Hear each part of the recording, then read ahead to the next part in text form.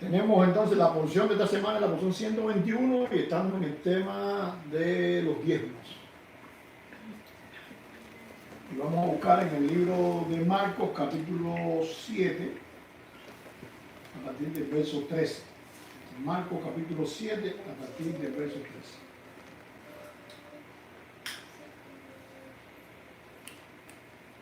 Ahora, hay algunas cosas que debemos primero entender así de forma general. ¿Ves? Cuando las personas hablan de diezmo, automáticamente todo el mundo piensa en, hoy en día, ¿ves? En dinero, ¿ves? El 10% de tu salario. Pero eso sería tal vez lo más fácil. Sería lo más fácil y lo más cómodo. Tú cobras hasta el 10% y ¡pum! Ya. Eso sería lo más cómodo. Ahora, la porción nos enseña que hay distintos tipos de diezmo. Hoy en día ha surgido un dilema, pudiéramos decir, en la iglesia principalmente, donde ciertas personas que se ponen a estudiar ciertos textos, pues entonces alegan, bueno, el diezmo no es bíblico. Primero te dicen, el diezmo no es bíblico, porque en el tiempo bíblico, pues entonces las personas llevaban de la cosecha, de los animales, ¿ves? Que no es así. Había de todo. Que es lo que vimos en la porción. La porción se describe, el propio texto de la porción, el Deuteronomio explica que habían distintos tipos de diezmo. Y el propio Señor dice, si estás muy lejos, no lleves los animales. Es lógico que si tú, imagínate tú un ganadero que tenga 1000 cabezas de ganado, va a llevar el diezmo, y el tipo vive allá en Capernaum, y va a ir de Capernaum a Jerusalén con el 10% del ganado, pero sería un movimiento terrible, ¿ves? Así que entonces, Dios le dice, vende eso y lleva el dinero. Al final, ¿qué fue? Pero entonces hoy ha surgido dentro de personas, la mayoría cristianos, que empiezan a rechazar el cristianismo, porque hay cristianos que rechazan el cristianismo. Y muchas veces a nosotros nos meten en ese paquete, porque si no hacemos las cosas que hacen normalmente los cristianos, pues entonces nos meten en el saco de que rechazamos el cristianismo. Y no rechazamos el cristianismo porque si no, entonces yo no predicaré en ninguna iglesia cristiana, evangélica, que son mis hermanos, son mis amigos, y es mi iglesia también. Porque pertenecemos al mismo cuerpo de él. Simplemente que hacemos algunas cosas diferentes. Pero entonces, yo recuerdo hace unos años allá en el seminario de Pinar del Río, en Cuba, alguien me preguntó, bueno, ¿el diezmo entonces es del Nuevo Testamento o no es del Nuevo Testamento? Si no está en el Nuevo Testamento el diezmo, no se hace el diezmo. Bueno, la respuesta mía fue simple. Bueno, ese es un problema que tienen que resolver los que no crean en la ley. Si yo creo en la ley, creo en los mandamientos, a mí no se abolió nada, ni se quedó nada para atrás, y el diezmo, sí. O sea, el Nuevo Testamento no tiene que decirlo, aunque se lo dice, pero no tiene que decirlo. Y por ejemplo, ayer acá en la cena de Shabbat, pues hablábamos de ese tema, y yo decía, ¿quieres un pasaje donde te habla del diezmo muy fácil en el Nuevo Testamento? Muy sencillo. Aquella viuda vino y dio más del diezmo, dio lo que tenía. ¿Y qué dijo Jesús? Aquí ni nadie como esa mujer. O sea, Jesús aprobó el diezmo. Simple. Él tiene un texto muy simple donde Jesús está apoyándose. Así que los que simplemente critican las cosas es porque le están buscando la quinta pata acá. Claro, eso es reacción también a una cantidad de estafadores dentro del Evangelio. Hay que poner las cosas con nombre y apellido. Hay estafadores dentro del Evangelio que le roban el dinero a la gente. Y a la vez le echan miedo, si no das tu diezmo te vas para el infierno, le echan miedo a la cosa. Y tenemos determinados pasajes en el Nuevo Testamento. Uno de los pasajes, por ejemplo, es el pasaje que está en 1 Corintios, donde Pablo habla de que separen algo para que es otro tipo de ofrenda, no es diezmo, porque habían diferentes formas de sustentar. Ahora, por allá por Deuteronomio, cuando habla, en el texto que tenemos de la porción, cuando habla de los diezmos, dice muy claramente, dice el Señor, para que sustentes a quién, a los levitas, a los sacerdotes y también a los desposeídos. Entonces, tenemos ciertas personas que viven, no subsisten, viven de esos diezmos. Eso no es malo. El problema es cuando tú hagas eso desmedidamente. El problema es cuando tú manipules a la gente. El problema es cuando este tipo de líderes chantajean emocionalmente a la gente para entonces ellos tener el salario que no tiene nadie y aprovecharse de eso. Teniendo entonces tal vez personas dentro de la congregación que están sin trabajo, que están desempleados y no son capaces de ayudar a esa persona. Entonces, es una cosa, no tiene nada que ver con eso. Pero sí ha surgido esta tendencia como reacción a eso. Entonces, nosotros no podemos decir, no, porque eso es falso. No, es verdad. Hay muchos descarados dentro del evangelio que se roban el dinero. Eso es verdad. Pero también es verdad que hay muchas personas que son incapaces de lucrar con ese dinero. Y tienen un salario y viven con ese salario. Sin lucrar, sin robar. Entregándose al máximo a la congregación donde están. Porque es muy lógico. O sea, por ejemplo, tal vez en los países, por ejemplo en Cuba, de donde venimos nosotros, y la mayoría tal vez de los que nos están viendo, el evangelio tiene otra tonada por diferentes cosas, no por nada, es por diferentes contextos sociales que hay. Donde en Cuba, por ejemplo, un pastor que no esté a tiempo completo en una iglesia es más visto. El mismo barrio, los inconversos. No, pero si él si él trabaja en el mundo, ¿qué pastor de qué? O sea, que tienen otra visión del tema. Pero, ahora tú vienes acá a los Estados Unidos, donde la mecánica de la vida es diferente, y tú te das cuenta que no es fácil estudiar la Biblia. No porque no tengas Biblia, y no porque tú no quieras estudiar la Biblia, es que muchas veces tú llegas cansado del trabajo después que trabajaste 8, 9, 10 horas, sin parar, y es cuando más leer el texto. Pero meterte en un estudio de eso ahí, te queda dormido, mucha gente que mete con la cabeza. Entonces, si tú tienes a alguien en la congregación que lo puede sustentar para que esa persona, su trabajo sea estudiar y poder traerte lo que el texto trae y te ahorre a ti el tiempo de tú hacerlo porque no puedes. Eso es lo que pasaba en el tiempo bíblico también. Que la gente trabajaba en el campo, que trabajaba en otra forma de trabajo que no es de hoy. El trabajo de hoy posiblemente no se compare a los trabajos del tiempo bíblico, donde no tan solo era trabajo afuera, sino trabajo también en la casa. Porque nadie iba al Walmart a comprar las cosas ya hechas. No. Había que picar leña, porque no había gas, no había corriente, entonces había que picar leña. Era trabajo en la calle y trabajo en la casa. Así que lo más lógico es que tú tuvieras a alguien que pudieran decirle, ok, tú no tienes que ir a trabajar a la calle e invertir todo ese tiempo, porque yo necesito que tú inviertas en tiempo en las cosas. ¿Quieres un ejemplo de eso? Sencillo, bíblico y apostólico. ¿Tienes a los apóstoles? ¿Tienes a los apóstoles? ¿Cuándo seleccionaron a los diáconos? Recuerda. Y dice, cuando seleccionan a los diáconos, dice que ellos sirvan a la mesa para que nosotros nos podamos ocupar de la oración y la palabra. O sea, los apóstoles se dieron cuenta que no podían en ese momento hacerlo toda la misma vez, seleccionan a los diáconos para que los diáconos se ocupen de la cosa y ellos, dice, podamos ocuparnos de la palabra y la oración. Y ellos estaban leyendo la palabra en su idioma, habían estudiado 3 años con Jesús y ahora estaban viviendo bajo una unción tremenda del Espíritu Santo. Así que si ellos querían dedicarle tiempo a la palabra, entonces aquí nadie está exento de dedicarle tiempo a la palabra. Ahora, ¿tienes el tiempo de dedicarle todo el tiempo? No lo tienes. Por eso es que el propio Dios en la ley dice, esto es para sustentar a los levitas, para sustentar a los sacerdotes, porque esto lo van a sustentar ustedes también, espiritualmente. ¿Entienden hasta ahí?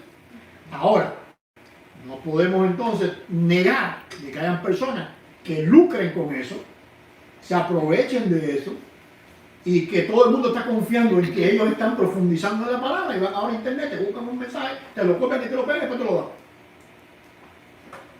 Y te metiste el día paseando. Claro, es verdad, hay veces que yo, por ejemplo, tengo que acostarme en la cama. Porque tengo tantas cosas en la cabeza y tantas ideas que necesito que baje todo y desconectarme. ¡Pum! Y hay veces que tengo que acostarme de tanto estudio.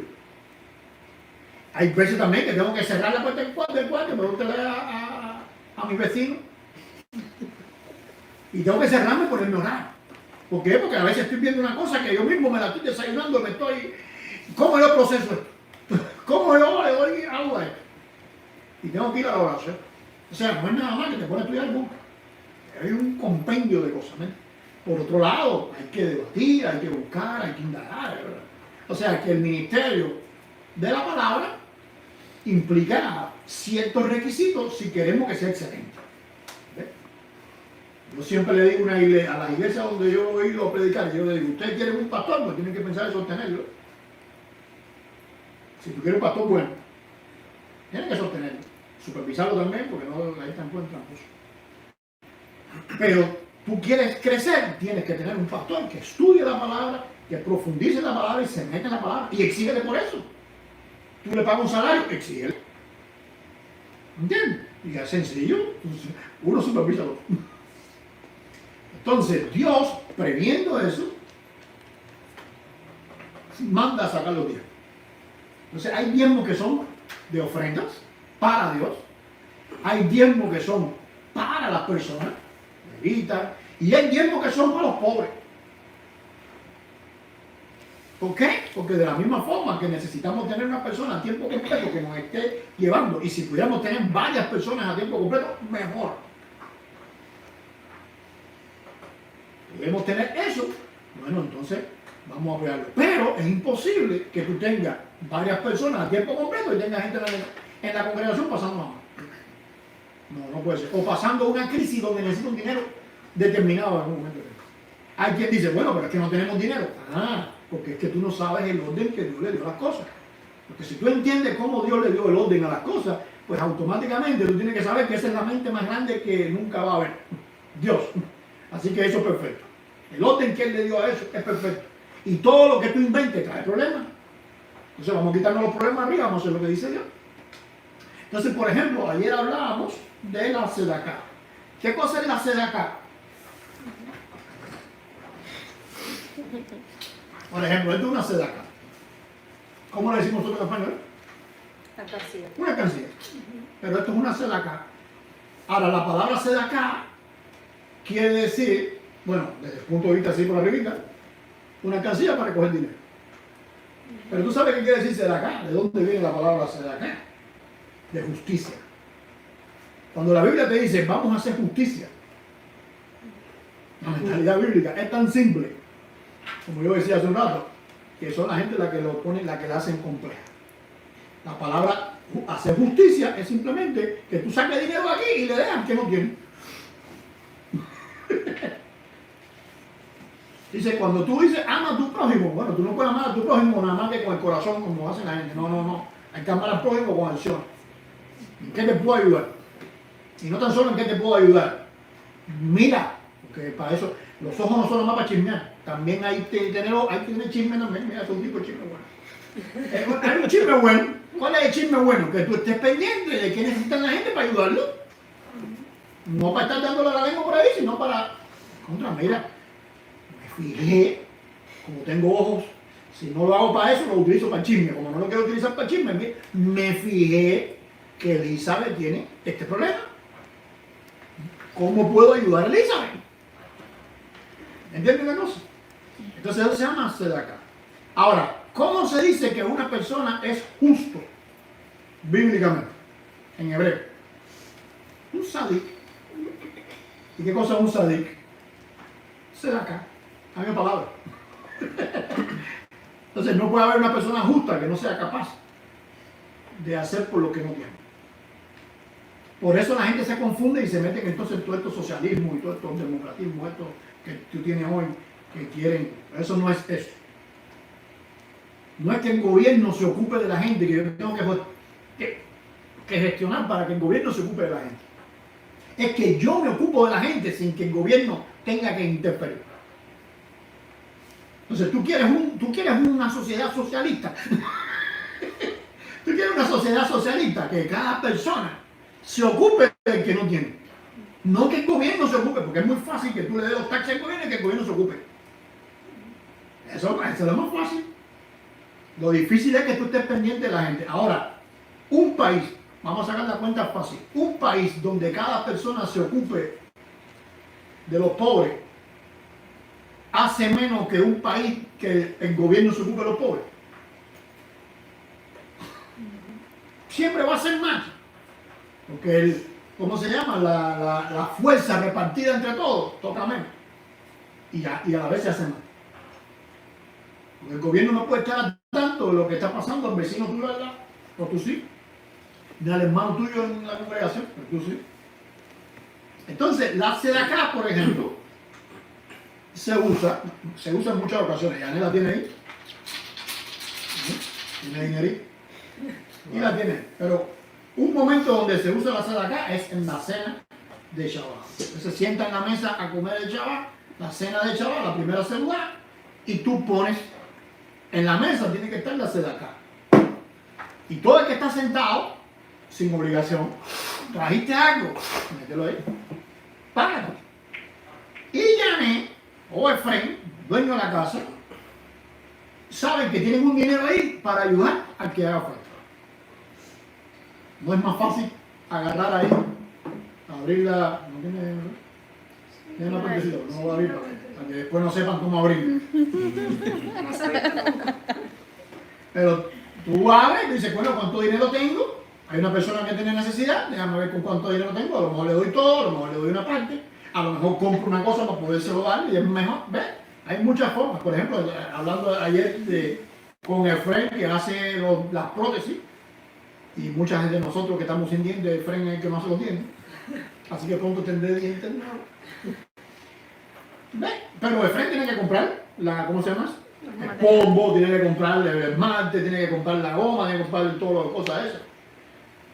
Tiene que comprar los dientes, porque ponen dientes y que comprar dientes. Entonces, no es lo mismo que Efraín haga y diga, bueno, para un momentico, déjame abrir la sede acá, ¿cuánto tengo? Compré mi polvito, compré mi de eso y le hago los dientes a mis hermanos, a una persona que no conozco, como cliente normal, que viene a pagarle, bueno, le cobra. Pero si está viendo un hermano tan desvalido como yo, ella, bueno, abre la boca, aquí están tus dientes. ¿De dónde salió? La sede acá. ¿Qué hizo Efraín cuando hizo eso? Si esto se llama justicia, ¿qué hizo Efraín? Hizo justicia. Mira tú qué sencillo. La Biblia es tan práctica y tan cotidiana que a veces las personas, bueno, a veces no, lo que la han complicado porque la han querido hacer más sofisticada de lo que es. Entonces, tenemos diezmos que son para el Señor, más los haya ofrendas. Tenemos diezmos y ofrendas que son para los sacerdotes, son para los levitas, y tenemos diezmos y ofrendas que son aquí para los demás. Ahora nos es más fácil entender muchos de esos textos, por ejemplo, cuando Pablo dice, allá en 1 Corintios 16, todo chaval, usted saque parte de lo que tiene. ¿De qué está hablando Pablo?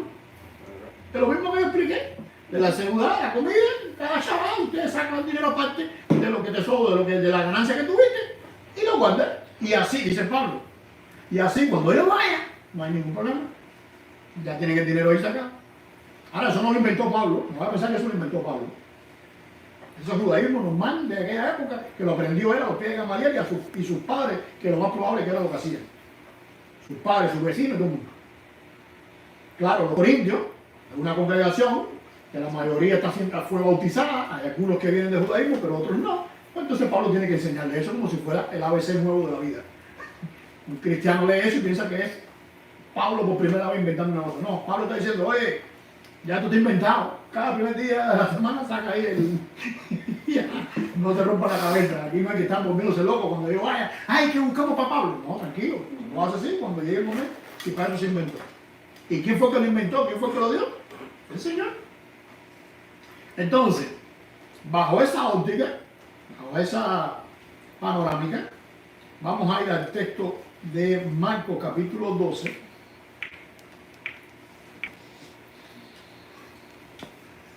Marcos capítulo 12, y dice ahí en verso 3. Luego le envían a algunos de los fariseos y de los herodianos para sorprenderlo en alguna palabra. O sea, esta gente no vienen a aprender. ¿Vienen a qué? Vienen a socavar, vienen a tratar de desprestigiar lo que Jesús está haciendo. Y son interesantes porque te ponen aquí fariseos y herodianos. No todos los fariseos pensaban así, porque si no después no hubiera habido la revuelta contra Roma. O sea, no todos los fariseos están en este grupo que vienen a ver a Jesús. Estos son unos fariseos vendidos. Como mismo hay, yo me veo en la vida, como mismo hay pastores vendidos, que se roban el dinero de la gente. Bueno, también había fariseos que hacían así. Y hay unos personajes aquí que son los herodianos. Esto es, imagínate tú que estamos en Cuba. Imagínate tú que estamos en Cuba. Voy a tratar de explicarlo un poquito más porque tenemos gente online que no son cubanos. Pero imagínate que estamos en Cuba, que vivimos con un régimen que es el dueño de todo, y incluyendo el ejército, la policía, las cárceles y todo. Y entonces vienen dos funcionarios del Partido Comunista que pertenecen al gobierno y vienen a verte a tu casa. Un funcionario, hoy en la actualidad, antes no pasaba así, pero un funcionario es cristiano y el otro del partido. Eso es lo que pasó aquí. O sea, ya tú sabes ya que la pregunta que te van a hacer desde que tú veas a dos funcionarios del gobierno de Cuba, que ya ahí, del partido, ya tú... ¿Entiendes? Y viene uno que es cristiano. Tú no conoces ningún cristiano en Cuba que sea partido y que trabaje para la seguridad del Estado y que trabaje para el gobierno. Bueno, así mismo, llegan este fariseo que trabajan para... Porque si vienen juntos con los herodianos, entonces no puede ser fariseo. ¿Ya entienden? Son fariseos de nombre. Entonces, vienen estos fariseos y los herodianos y dice, para sorprenderlo en alguna palabra, ni siquiera en la respuesta. Si él dice una palabrita mal dicha, no olvídate la respuesta, si tiene lógica o si tiene lógica. Si la palabra utiliza la palabra mal dicha, aquí mismo lo hicimos tierra. O sea, que ellos vienen al detalle, ¿no? Dice que llegando, dice, maestro, ahora fíjate cómo ellos vienen, ¿ves? Porque nunca van a venir con el disfraz quitado. Dice, maestro, sabemos que eres veraz. En esta versión de la Biblia textual. Y la versión nuestra, tiene una mezcla ahí. La versión nuestra en la página web. Dice, y que no te inclinas a favor de nadie, pues no miras las apariencias de los hombres. Oye, tú, ellos vienen a sorprenderle una palabra, pero fíjate la fraseología que ellos utilizan. Eso es como cuando Efraín va a pescar, que qué es lo que tira, qué es lo que le ponen en el libro. Mentirito. La carnada. Ahí están tirando de la carnada ahí a... No, camarón vivo. No, están tirando camarón vivo. Dice, pues no mira las apariencias de los hombres, sino enseña verdaderamente el camino De Dios. de Dios. Interesantemente, la palabra camino, y por eso es lo que va a pasar ahí en hebreo, la palabra camino es alajá, en este sentido. La alajá. ¿Qué cosa es la alajá? El camino es todo lo que se hace. Por eso es lo que están diciendo, que enseñan verdaderamente el camino de Dios, o sea, todo lo que hay que hacer para Dios, todo lo que Dios enseña que se debe hacer, los mandamientos. Eso es lo que quiere decir el camino, la alajá. ¿Es lícito o no dar tributos al César? Si tú eres herodiano, si tú eres del Partido Comunista, ¿cómo tú me vas a decir a mí si es lícito que yo haga lo que está pidiendo el gobierno? Una punta. Entonces, si tú eres el gobierno, si tú me vienes a preguntar eso es un interrogatorio militar, policíaco, al estilo de la KGB o del G2. Eso no es una preguntita, porque tú eres representante de ellos. Tú eres herodiano. Tú no eres opositor. Dice, ¿es lícito o no dar tributo a César? ¿Que paguemos o no paguemos? Y aquí van ya al detalle. Porque acuérdate que ellos lo quieren coger en una palabra. O sea, no hay de que entendiste mal, no, la pregunta es clara. Aquí no hay doble sentido. Pero él, percibiendo su hipocresía, les dijo: ¿por qué me tentáis? ¿Cuándo lo empezaron a tentar? Cuando vinieron a endulzarlo primero, ¿te acuerdas? No, tú eres la carnada. Tú defines el verdadero. Bueno, si yo defino el verdadero camino, ¿para qué tú me preguntas esto? Si ya está definido. ¿Cómo es posible que tú me preguntes algo tan elemental como dar los diezmos y las ofrendas? Y a la vez tú me dices a mí que yo enseño el verdadero camino. Entonces, ¿por qué tú me dices que yo enseño el verdadero camino si tú me estás haciendo una pregunta que es elemental? Pues tú no sabes lo que yo enseño. Entonces tú eres un hipócrita. Ya ahí Jesús, nada más que con esa frase, ya los enredó. Ya ellos están enredados. Ya ellos están en un problema. Me dices primero que yo soy el que enseña el buen camino y ahora me preguntas una cosa elemental. Pero tú no sabes lo que yo enseño, ¿por qué tú dices que yo soy tan bueno? Así mismo le dijo a otro, ¿se acuerdan? Otro que le dijo: maestro bueno. Y él le dijo: bueno, solo hay uno, padre. No te hagas el come como yo porque tú no me conoces, porque la pregunta que tú me vas a hacer es que tú no me conoces. Entonces, ¿por qué tú me llamas bueno? O tú sabes quién soy yo. Porque eso era bueno o no era bueno. Si Él es Dios con nosotros, ¿es bueno o no es bueno? Entonces, pero esa respuesta que daba Jesús, que hoy en día lo hubieran votado a la iglesia. Un pastor que dé esa respuesta lo vota. Porque el pastor habla muy fuerte, muy duro, hiere los sentimientos. Dice entonces ellos se lo llevaron. No, discúlpame. Dice: Mujer. pero él, percibiendo su hipocresía, les dijo: ¿por qué me tentáis? Traedme un denario para que lo vea. El denario es una moneda muy interesante. El denario sufrió varios cambios.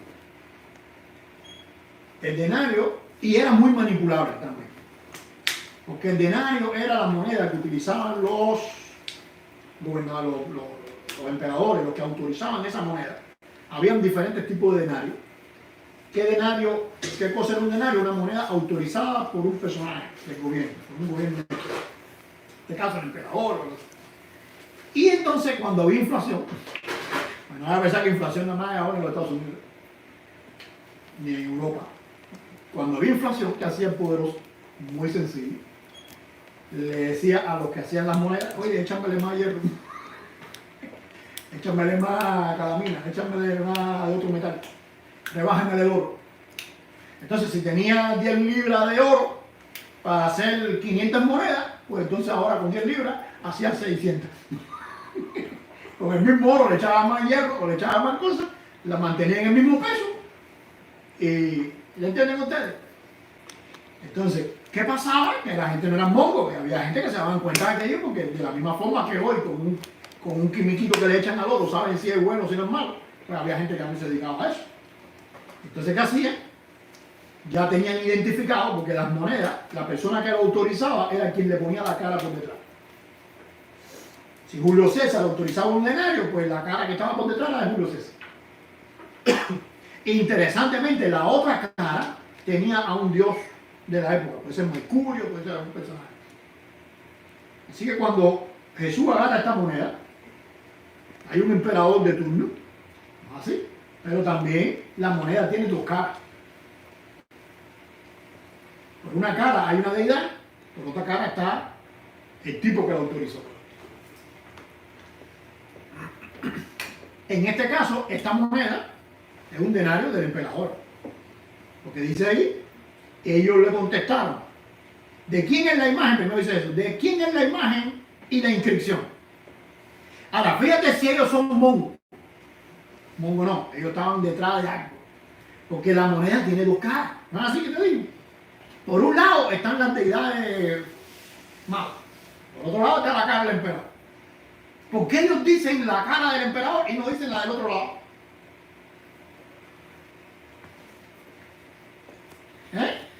Porque la pregunta bárbara ahí para hacerle a Jesús era: si ellos de verdad, si verdaderamente ellos tuvieran una duda espiritual, la pregunta fuera: bueno, espérate un momentico, esta moneda nosotros la llamamos templo, para Dios, pero por una cara tiene una deidad del mundo.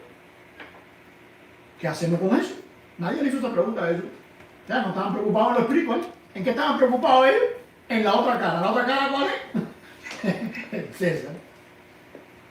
Dice Jesús, y fíjate cómo Jesús le tira la pelota, como dicen los americanos, le tira la pelota para la cancha de ellos. ¿De quién es la imagen que está en la moneda? ¿Qué tenían que haber dicho ellos si fueran espirituales? No, aquí está Mercurio, aquí está Saturno, no sé, ahí hay un personaje que es Afrodito, no sé quién está aquí. Hay un personaje que no es divino, pero como ellos no están para eso, están para el daño. ¿Quién es la imagen que ellos? Porque esa es la pregunta que ellos querían hacer. Todo el disfraz era para eso. Para que Jesús pudiera ser considerado un enemigo del imperio. Que los únicos que pueden desaparecer a Jesús del mapa es el imperio, no los judíos. Dice entonces, ellos le contestaron, de César. Qué tramposo. Qué carajo. Yo me imagino que Jesús se haya reído ahí, así como me reí yo. ¿Qué clase de carepalo son ustedes? ¿Qué clase de poco hombre? Porque cuando la persona está contra la corriente en ese sentido, contra normas morales, normas éticas, no es ni hombre. Aunque tenga pantalón, aunque se crea que es machito, no es hombre. Ni mujer tampoco. Es un cero a la izquierda. Dice entonces, ellos le contestaron, de César. Entonces Jesús le dijo, sencillo, bueno, ya ustedes mismos se pusieron la soga al cuello. Da al César lo que es de César y a Dios lo que es de Dios. ¿Y qué hicieron ellos? Asombrado. ¿Por qué? Porque ellos fueron a agarrarle una palabra y ellos son los que están ahora contra la espada y la muerte.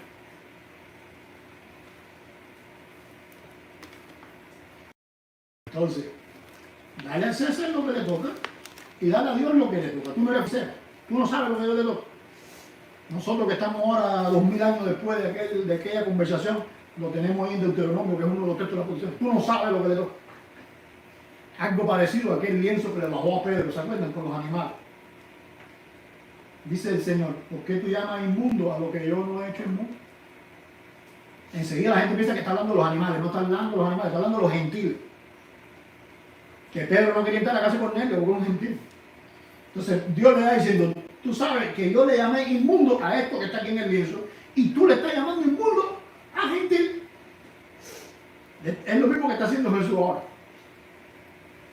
O sea, si tú sabes lo correcto, porque está en la escritura, y si tú eres un fariseo y tú eres un judío, tú te sabes eso porque lo hiciste en el Bar Mifá desde que tenías 12 años.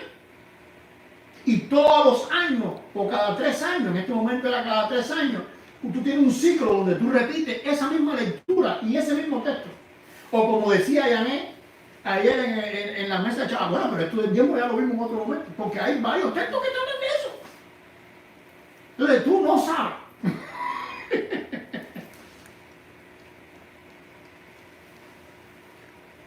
Dice, y se maravillaron de él.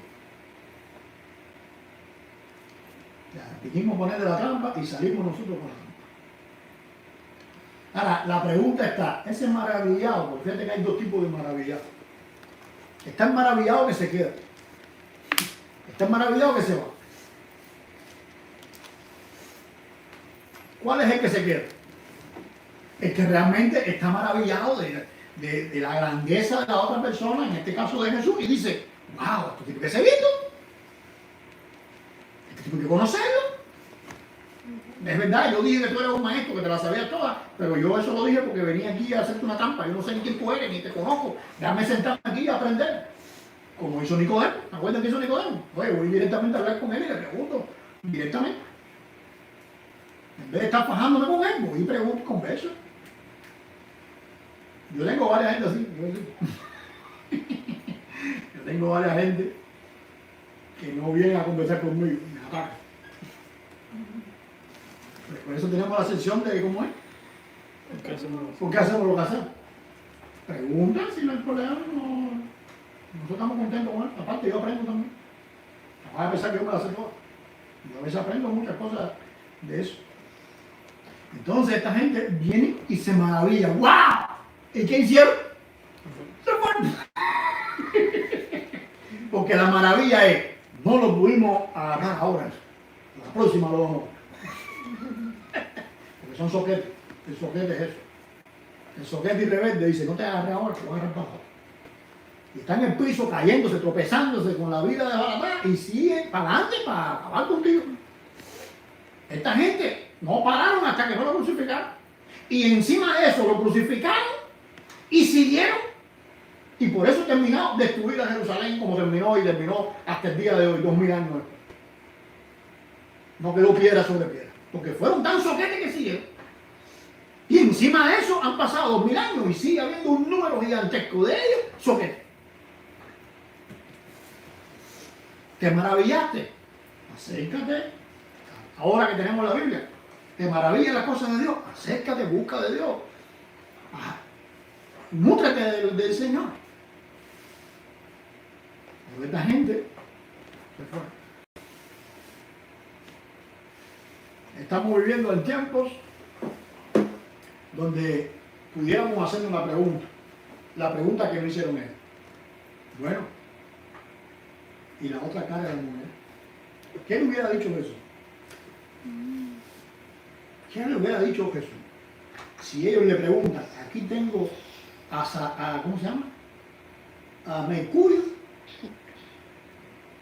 y yo voy y lo echo allí en el templo. ¿Qué tengo que hacer? ¿Derretir la moneda y llevar el oro solo? ¿Qué tengo que hacer? Interesantemente, estos fariseos y herodianos no preguntaron por la moneda hebrea, que era el siglo. En español le decimos el siglo, en hebreo es el cheque. ¿Por qué la pregunta no fue, oye, es lícito traer aquí al templo esta moneda o el cheque? ¿Cuál de las dos? Derretimos y hacemos el cheque y traemos el cheque. Yo no sé la respuesta que le hubiera dado Jesús. Y hoy no la necesitamos porque nosotros no tenemos el templo hoy. Y si hubiera hecho falta la pregunta esa, Jesús le hubiera respondido. Tal vez pudiéramos tener algunas respuestas, pudiéramos, si ahora empezamos a hacer aquí un reto, posiblemente saquen algunas respuestas. Pero la que iba de Jesús, no la tenemos. Simplemente porque los que vinieron a acercarse no se acercaron para sacar, no que se acercaron por otra cosa. Dios nos bendiga, Dios nos ayude y Dios permita que nosotros podamos acercarnos al Señor para exprimir y sacarle lo bueno. Y estemos siempre con ese deseo rumiante de alimentarnos de la palabra de Dios. Necesito la palabra. ¿Recuerdan lo que dijo lo que dijeron los apóstoles aquella vez que Jesús les dijo, ¿quieren irse ustedes también? Vale. ¿Y qué dijeron? ¿Qué dijo Pedro? ¿A dónde iremos? ¿A dónde vamos a ir si tú eres el que tiene las palabras de vida? Entonces, ¿quién estaba en una mejor posición espiritual? ¿Los apóstoles? ¿O estos fariseos y herodianos? Los apóstoles, que se acercaron a Jesús para alimentarse.